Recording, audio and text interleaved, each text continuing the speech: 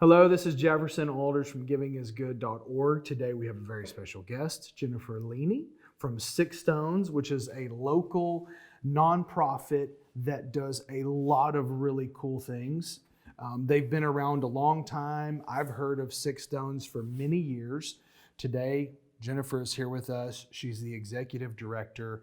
She's going to start telling us some of the things that they do. When I think of Six Stones, I think of the back to school programs, the backpacks. I've gone on clay shoots to raise money for the food pantry that y'all operate. I know y'all work on rehabbing homes for people who don't necessarily have the ability. Maybe you do them for possibly the handicap. And veterans And veterans. disabled. Okay. So those are just some of the things that come to mind when you think about Six Stones and what they try to accomplish here locally. Very community central. Y'all have a lot of good sponsors as far as churches are very involved with you guys. There are some good corporations that have been involved with y'all for a while. And I know as you get that message out, you always need more help. You need more corporations to come on board, because the more sponsorship you get, the more homes you could rehab for veterans and special needs children, the more backpacks you could put on kids that don't have the ability to buy school supplies, the parents that can't afford it, whatever's going on in their life, so that when those kids go to school, they have what they need for their education. So we're gonna get Jennifer's heart on video today. She's gonna tell us a little bit about what's going on in their world, and I'm very excited to have you here. Six Stones is just a phenomenal organization. So we're super pumped. Well, thank you. So I've just been there since February. Yeah. So they've been around for 10 years before that. So all this, the amazing things, I give credit to Scott Shepard, the founder, and it was started out of Cross Cities Church. And it was really started to build a coalition. So the coalition to bring together churches, businesses, a school district, cities, other nonprofits even coming together. And really, these events, they grew organically. So it started with a one church bringing in another church to fix a home. And that really grew. And now that grew into something called community-powered revitalization. This last year, we fixed 68 homes for veterans and elderly, disabled, and single moms. So it's really people who can't afford to fix their homes. And basically, the cities are giving them notices saying code violation, and they can't afford to fix them. So we're in Hershey, Bedford, and we've added Grapevine this past year. And there's some mega mansions next to some shacks in Grapevine. So it's an interesting dynamic. But basically, we bring together a ton of volunteers. We typically have 1,000 to 1,200 volunteers on a weekend just to fix homes. And it's really a fun time. We get all the food donated. We have amazing sponsors who just want to do something good for the community. And so we bring in a lot of people and we just serve. It's a cool thing. So that's the home program. How do you advertise out there so that if people want to say, hey, next time y'all do your next home, or if there's a contractor that wants to get involved, or if there's a company, maybe they know of a family that needs help and they want to sponsor that family's home getting fixed up, how do you get your word out? Where do people normally come to you from? Well, all different ways, but the cities actually qualify them for us. So that's why we work so closely with the cities. So the cities will get a notification. If somebody calls Six Stones, we say, call the city, and they'll qualify it, and they'll say, this one qualifies. Okay. So then they send it to us. People come from sponsors, donors, people in the community that says, oh, just go to Six Stones, and they'll help you. And so that's what we try to do. We look for ways to try and say yes. We want to say yes to help people. But it takes a lot of people to serve all that we do. So that's on the home program. But we try to use the website and video and things like this and social media and getting the word out. How does the city qualify a family to get involved, or say, what are they looking for to try to figure out how to get you guys involved to help that family? Right. So first they look at the code violation, and then they make sure that they meet our qualifications. So they're either a veteran, or they're a single mom, or they're disabled. So there are certain basic qualifications. They also want to make sure they're a good, upstanding corporate citizen. So we don't want to fix a home. They have to own the home. So if they have a criminal background or something like that, so we're trying to make sure that they're a good citizen. And then they say, okay, Six Stones, here's the work that needs to be done. And then we send somebody out there and they scope it and say, okay, here's what we'll do. So we do 2 big blitzes a year. So every April and every October we do those. And that's spring and fall. Yeah. But we also fix homes all year long. Okay. So somebody like Atmos Energy came and said, we want to do a team building project. And so they'll fix a home. So we'll qualify people all year long, and then our team just goes out there and works. And it's fun to do team building projects like that too. I kind of like that. I didn't know that was a thing. Yes. That might be a little Cherry Creek mortgage team building. Absolutely. That would be kind of interesting. Now, the reason we love to push people to April or October is because that's when we have the big rally and we have all the big sponsors. I mean, Classic Chevrolet is there giving us their vehicles and sending people to drive people around and to get extra supplies at Home Depot. Kelly Moore donates $19,000 worth of paint every time. It's amazing. Wow. We get Tarrant Area Roofing. They'll do free roofs for us. I mean, so we get A1 rental. We get, we are so blessed to have so many sponsors that will do so many things for us. Landscaping companies, they do some amazing things. We had an interesting one. The city of Hearst this last time had a political issue with birds, egrets, and they said we can't touch this because they're endangered, right? Yeah. So Six Stones was able to jump in because of Smith Lawn and Tree. We had a new person who's rolling onto our board said, no problem, I'll go out there, and he got rid of all the nests in the trees, and then we were able to serve this Mrs. Roberts, who's 87 years old and didn't know how in the world she was going to stay in her home with these egret problems. So we are very blessed to have so much favor in the community, people jumping in. What kind of sponsors? And I know we got a lot of different programs to talk about, but just in this home building and home rehab space, what kind of sponsors are y'all? Are y'all looking for anything specific? For the future? Yes. So a general sponsor to Six Stones is $25,000 to be across all the programs. For CPR, we look for $2,500. So a lot of times people can come in at a level and they'll say $2,500, and often they want to work on a particular home. And so that's typically what it costs. Again, we work with the cities, and then the cities actually pay for a third of it. So they pay for a third of it. We get sponsors to cover it. We get churches to come in, and then we use the volunteer labor. So I think we were just looking at some numbers with the city of Hearst. So they gave us $10,000, and we could give them $40,000 worth of work. And so that leverages the dollars for the city. So it helps all the cities we're in. And so that's why they keep us in their budget. Yeah, so the cities are cleaning up code violations. Yes. Cleaning up the city from an economic perspective, because you have older rundown homes where you have 87-year-old single moms and widows that may live there that can't basically afford to fix them all up, but maybe they own their home and they just need help. That's exactly right. And then it feels good. You're doing something good for the community, and it's just the right thing to do. That's really cool. Yeah.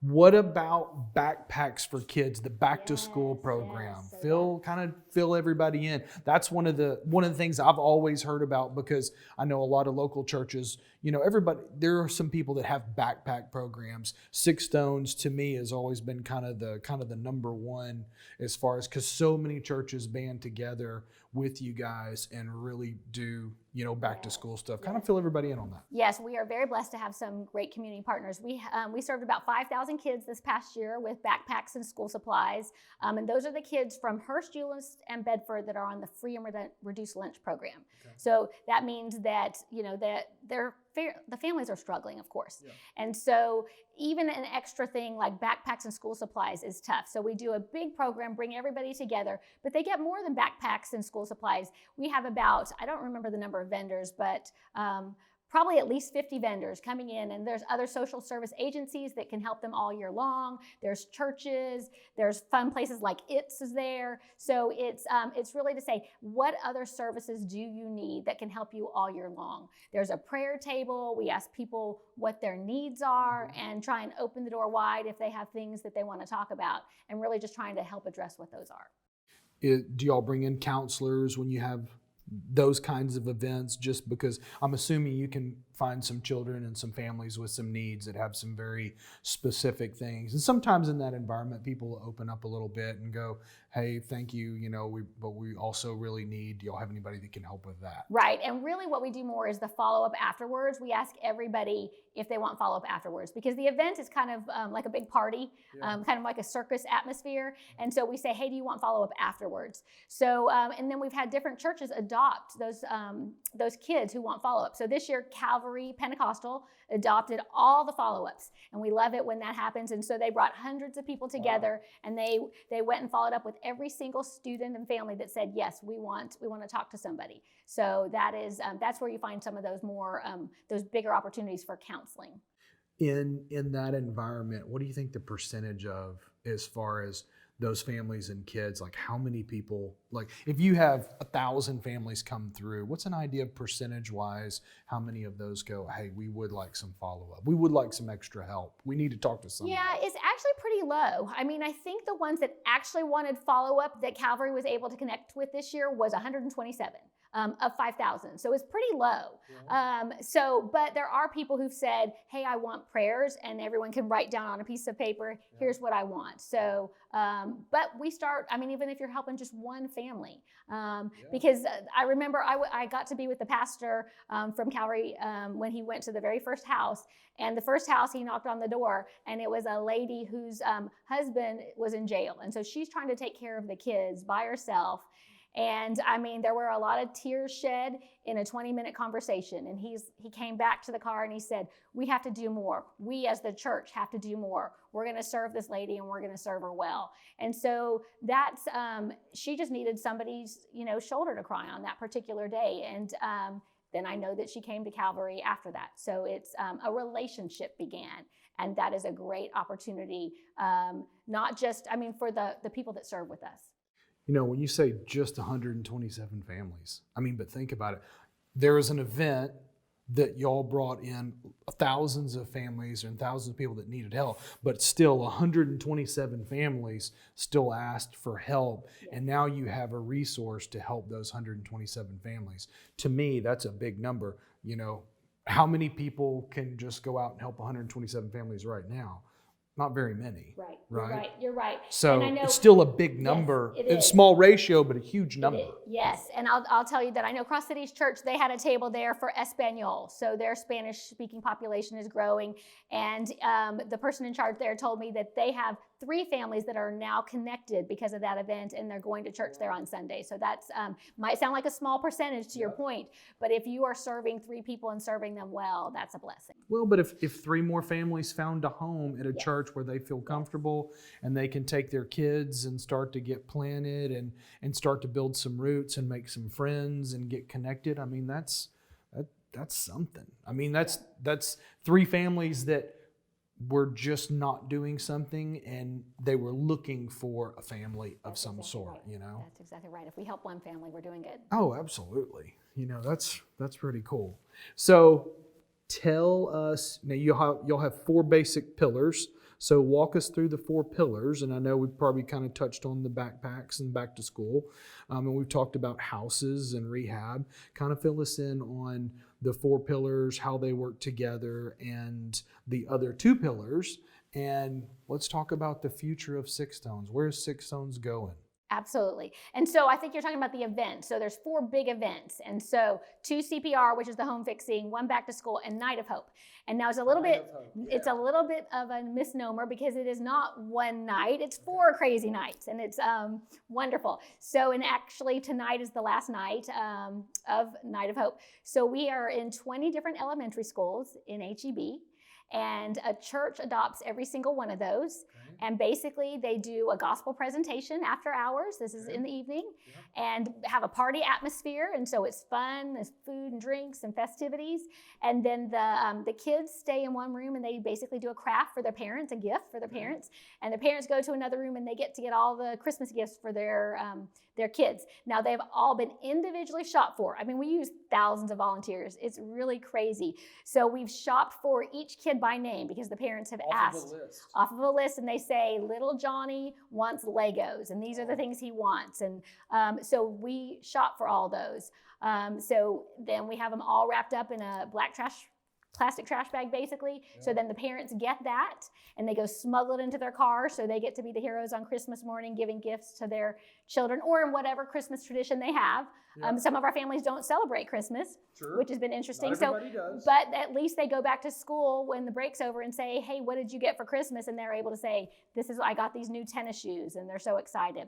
The families also get a full Christmas meal. So turkeys and hams and mashed potatoes. And this year we had Whataburger donate all the bags. I'm so glad, because there were these big sturdy bags, because these turkeys are heavy. Yeah. And like you see all the families, like the parents are trying to smuggle the gifts into the cars, but they're still then coming back to get all the food. And it's a lot of food. And it's kind of interesting that some of our families don't have transportation. So you think about, they're trying to carry all these gifts. And so of course the church members are like, where are you going? I'm gonna get you, we're gonna get you home so you don't have to walk and carry all this. Wow. How many people does it take Oh my goodness. to put the Night of Hope event on in 20 schools currently? Yeah. Just give us an idea. It's probably 4,000 to 5,000 the way we've done it. I mean, it is amazing how many volunteers get involved. It is, there's a gentleman who's from Smart Realty, Russell Taylor, said, he was volunteering the other day, he says, I'm just a cog in this machine. Yeah. And he was serving and happy to do it with everything. But it's because we want to make sure that every family gets the gifts that they want. Yeah. Then whatever they haven't got, we have a deal with Target, and they give us a great deal. So we go into Target and they give us a discount and no tax, waive all the tax and everything. So we buy all the rest of the presents at Target. And we have a lot of volunteer shoppers who come in, and that's their favorite thing. They want to just do the shopping at Target. Go and help gather everything, yes. fill up the carts, yes. bring it back. Here's a list, and it says, Petunia wants a pink jacket, and so you go find this pink jacket, and it's really a fun time. I think my wife would like this. Okay. This is a nonprofit my wife could really get into. It shopping. Yes, we try to make a lot of family opportunities. So most of our events that families can serve. We also have a family serve day, and it can be serving in our garden or sorting cans in the food pantry or different things. So we try and make lots of opportunity. But the thing that we have that's all year long is our New Hope Center. So what that is people come in and they're in need of food, in need of clothing, and they meet with a hope builder. So what that is it's basically a counselor. It's all run by volunteers. So the counselor sits down with them to find out what's going on. I mean, is the person working? Are they looking for a job? Do they speak English? Mm-hmm. Where are they at? A lot of people live in motels that we serve, and we're saying, what is it going to take to get you into an apartment? I mean, and then you get into the meat of the issue. Well, I have an eviction on my background, or some of these things. Right. So that's our whole goal, is to help give other resources and see how we can serve. So anybody comes in and they get food and clothing, but we think that the hope building is the most important. Some people, they just need to cry. I mean, it's really sad where some of the people are. There was a lady who came in last week, and she said, I'm about to lose my car. I'm about to be homeless. And she was about to break down into tears, and she said, I have a good job, and I had to just give notice because I have a medical problem, and until I can get this under control, I can't work, and now I'm going to lose my car, and this is everything to me. And she couldn't even breathe. She was just, hey, this is where I'm at. And we're like, okay, we're just going to let's take one step at a time. Right. First thing, we're going to make it where you can keep your car. Yeah. This is how we're going to do it. Yeah. So, and sometimes that's just what they need when they can't see the forest for the trees. They're in it. They're worried about putting food on the table for their kids, having rent, being able to, where's that rent money going to come from? So that's where we try to step in and see what they need. And they can come anytime, and they talk to a hope builder. We're open 4 days a week. Would love to be open more. We need more volunteers to come in. So we need more hope builders. We have a lot of amazing volunteers who sort food and sort all the amazing clothing donations we get. More hope builders. That's what we definitely need. Where's the address where people can drop off the things that they donate, like clothing and food? Do you have one specific location, or do you have a bunch? So what's like the main? 209 North Industrial. So right where Six Stones is, we have we're getting a brand new donation bin in the back, so people can drop it off anytime. And we have a partner that has just told us they will do any donation pickup in Hershulus, Bedford. There's an 800 number. They'll pick it up as long as it can't be furniture that's more than one person could carry. So we have a brand new 800 number that we're about to launch this service to Hershulus, Bedford. For the stuff can come to us, and then it will all benefit our community. Wow. Yes. just to have somebody that will go pick stuff up. I mean, that's a big hurdle for a lot of people. A lot of people want to donate stuff. A lot of people don't have trucks and trailers. They just have a small car, and some families only have one vehicle, you know, and sometimes the older generation has one vehicle and they're not lifting things, you know. It's amazing how many people would like to give stuff. They just don't have the ability necessarily to get more than, you know, a bag of cans, some canned foods, and to different facilities. Yes, so we've got a solution for that, and a new 800 number, and it can go online and to a website and sign up to donate online for us to come pick up your stuff as well. Wow. Let's talk about the food pantry. Yes. Food pantries are very important. You know, there's lots of discussions in today's world about food deserts and families that they have fast food around them. They can't necessarily afford healthy options. The funny thing is, you go to the grocery store, vegetables are not cheap. You know, it's amazing. You want to go make a really nice, healthy meal with fresh meat and fresh vegetables. That's your most expensive meal. You want to buy frozen pizza, it's amazing. It's $2, you know?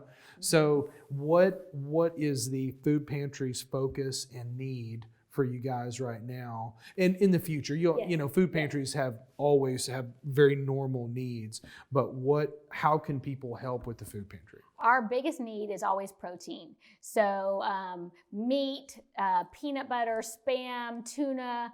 So we are blessed to have some amazing donations. I mean, last year alone, we gave out in food and clothing $1.9 million worth of donated. It was all donated, food and clothing. I mean, and the majority of that is food. So we get a ton of produce. So we have, and it's all free to our clients, obviously, when they come in, but we have a limit per family. And when there's a section that's like free produce, all the extras. And we are so blessed with so much produce. We are so happy that they get produce and bread and things that they would have to spend a lot of money, to your point, on. So they can just come to the New Hope Center and shop and get what they need. So do people, when you say protein, so cans of tuna? Yes, just not vegetables. We have a plethora of canned corn. Yes, absolutely. Corn and carrots, and green beans. We're full. But we would love extra protein, meaning peanut butters or any meat, any canned meat, tuna, those kind of things. And beans. That's a wonderful one too. Okay, so it takes a staff. When you think about what kind of organization they're running, y'all run off of a staff of how many? 12 people, okay? And thousands of volunteers. So if you are in the area and you want to volunteer and get involved with somebody who's doing some really amazing things. The one thing I love about you guys and all the different things y'all do, you know, to me, I think of an organization of y'all's size, you know, somebody that's seeing this, they could go, well, I can only mow yards. You know, I really don't have any skills. You know, there are people that think like that. They have lots of skills. They don't necessarily know the skills they have, right? Yes. So if you could just mow a yard, right? And I bet Six Stones could find a place for you to mow in some of the single moms, the widows' yards that might need to get mowed during the summer, as an example. Yes, and it's interesting you say that. This past blitz that we had one church group that said, bring your lawnmowers, and they mowed not just the homes of the people we were serving, everybody on the whole block. And they just to serve. And then the people are coming out going, well, what's this about? I want to get involved. And I saw it even just going down the street. There's people who would come up to us and they see the big CPR sign in the yard and the sponsor signs. And they're, what's all this? I want to be involved in this. How can I get involved? And it's just a really fun time, a good energy, a good vibe. So yeah, it's a really cool thing. What is CPR? Community Powered Revitalization is what that stands for. But that's the home. Yes, it's not like actually doing compressions and helping people. I mean, the idea was supposed to be taking a home and fixing it up to make it live, to give it life, transforming it. So we get a lot of questions about that. So in your future, yes, right? Yes. Six Stones, you know, y'all have got some directions you're going. You got some bigger projects coming. Yes. Tell everybody kind of what the future of Yes. Six Stones look like. You're now tasked as the executive director, which in an organization like that, you've got a good sized staff, you got thousands of volunteers, you have a bunch of people that go, okay, coach, which direction are we going? Right? Yes. Where are you going? So we are going to create pathways out of poverty, and that is physically as well as spiritually. So the goal of Six Stones is to transform homes, lives, and communities, and we do that both physically and spiritually. Now, some people don't want to talk about Jesus, and that's okay. We will serve the atheist, the Buddhist, the same as the Christian. You can hear though. Yes. Yes. You can talk about Jesus here. Wonderful, and I would love to. So the vision for Six Stones to go forward is helping people in a deeper way in Hershey-less Bedford, truly getting out of poverty. That lady we were talking about, who Mrs. Roberts can barely afford to stay in her house. We want to make it where she can afford to stay there. She could come to our food pantry. There's several things that we could do. But there's a lot of people that are coming to us in need, and they don't know how to get out of poverty. There is a very real poverty mindset, and we want to break that down. So we are going to help more physically and then open the door wide spiritually. We have a lot of church partners. We have a church kitchen cabinet of 7 solid churches, and we've had about 70, actually closer to 80, that have been involved in some way. But we want to give lots of opportunities for the members and the churches to come plug in different ways, because there's a lot of lost and broken people that are coming to Six Stones. 16,000 people represented coming to our New Hope Center every year. So that's the parents and the kids represented. They are lost and broken, a lot of them. And then we've got all this favor from the churches, from the school district, from the cities, right? So businesses that are plugging in, Classic Chevrolet, Lockheed, Bell, I mean, amazing partners, lots of people. So we want to find a way to connect them, bridge them together. So our new program that we are launching in February is called Momentum. Okay. Momentum. Is that part of Pathways Out of Poverty? Out of poverty. Okay. It's the beginning step. So Momentum. We're going to we came up with that name today, this morning, in fact. Brand new, cutting edge. Breaking press. Yes. So Bank of America has given us a very large grant to enable to do this. Yes. And so we're going to take a start with 25 people. We'll take them as the mentees and hook them up with some mentors and give them training. They'll come to Six Stones for 8 weeks over a meal. We're going to serve them a dinner, and we have curriculum that we will pour into them. And meanwhile, the mentor and the mentee connect over this 8 weeks.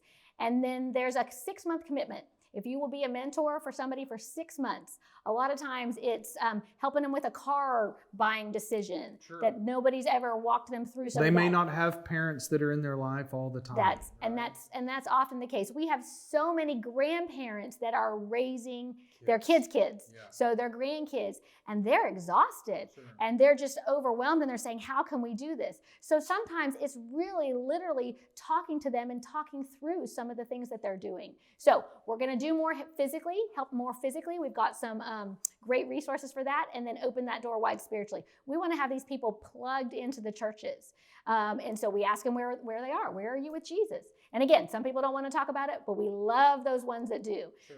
So a lot of them will say, well, I go to church. What's the pastor's name? Oh, I don't really remember. So they're not really as plugged in as they think they are. And we want to help them in that endeavor.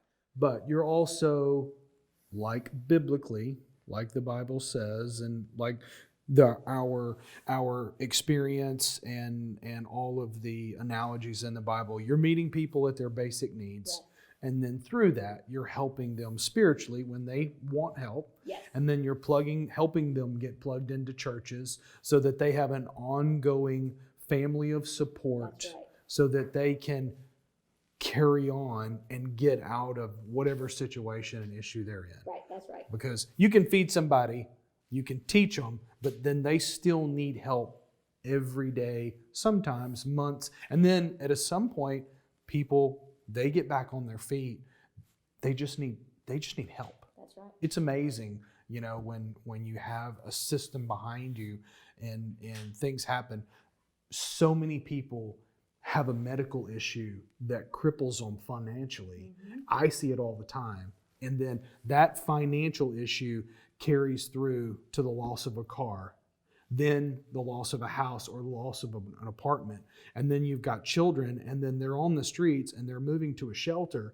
And when you hear these stories, it's just because so many people are a paycheck away from needing real help. And most people wait until it's too late. Right. And then all of a sudden they're at a point in their life where they're going, well, my money's gone. I paid the medical bills to save my kid's life.